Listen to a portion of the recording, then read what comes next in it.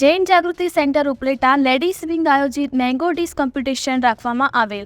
GGC પરિવાર ઉપલેટામાંથી 13 બહેનોએ ભાગ લીધેલ, જેમાં કેરીમાંથી અલગ અલગ રેસીપી બનાવી સુંદર ડીશો બનાવેલ। જે હરીફાઈમાં 3 જજીસ નિર્ણય કરી અને નંબર આપેલ, જેમાં પ્રથમ, દ્વિતીય અને તૃતીય નંબર આપી પ્રોત્સાહિત કરેલ।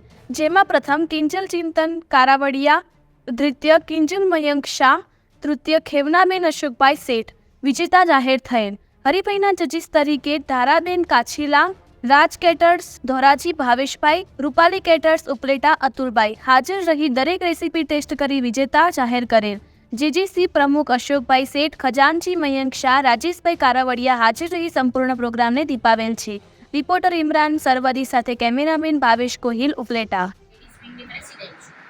અને અમારો આ જેજેસી પરિવાર સાથે કનેક્ટેડ છે। અમે લોકો દરેક બહેનોમાં કંઈક ને કંઈક આવડત હોય છે, પરંતુ તેઓની આવડત બતાવવાનો ચાન્સ નથી મળતો।